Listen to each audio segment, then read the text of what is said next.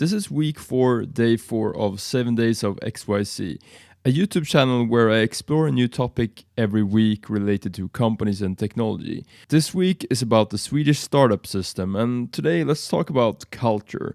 Culture is something that tends to be kind of up in the clouds and fuzzy, and I struggle a lot with actually defining what it is. But I went to a lecture at the university in my hometown that was a huge kind of aha moment for me. The lecturer had this 4-factor definition of culture that really made culture a lot clearer to me. So in this video, I want to explain what I believe are some key components of the Swedish startup culture with that particular framework.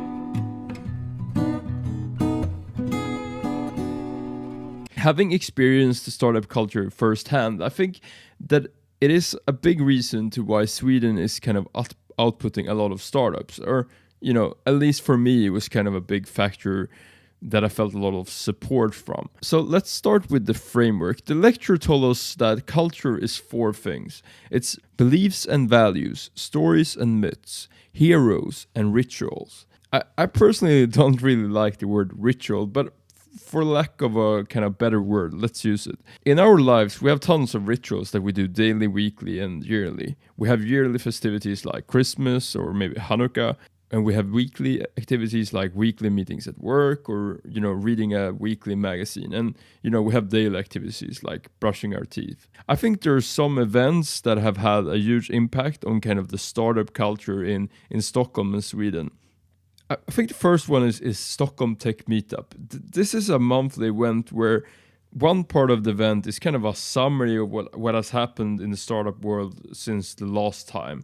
And for instance, one thing that is mentioned in this event is companies that have raised money since last time the event was. So it's just like a list of various companies that have raised money. And there's also a yearly event that is called Stockholm Tech Fest. And this year, a recurring theme was the future of, and then different subjects. The future of sales, future of AI, future of food, etc., etc. And I think these events kind of serve a very important function. They highlight companies that are, doing well and companies that are raising capital, and they kind of build a story about the future. I went to a fireside chat this year, and that fireside chat was on the future of AI. And I felt that it really provided tons of value when it came to trying to understand what is the story going forward, like what is the probable progress of AI in the next couple of years. And another similar kind of information structure that is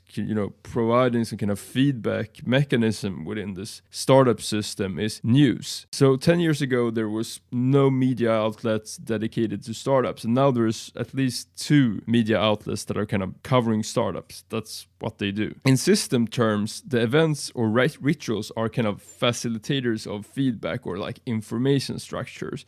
So the information from the industry can kind of be shared in media events or other places where people meet, like co-working spaces.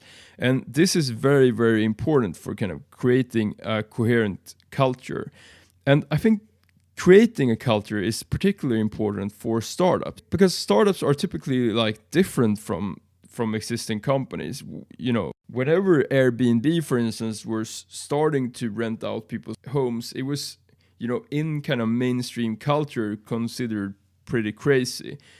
So I think that is why the startup culture is very important, because in the startup industry and individual startup, it's all about trying to change something. Because when it comes to startups, it's usually the case that you kind of want to change something that is mainstream. Like there is some structure in a particular industry that is kind of how we do things, and that particular thing you want to change, and that is basically like go in and change the culture. The startup culture is kind of like the antidote to this. Like it's a culture where it's kind of the value is to kind of disrupt things and kind of like break the current system and kind of hack things.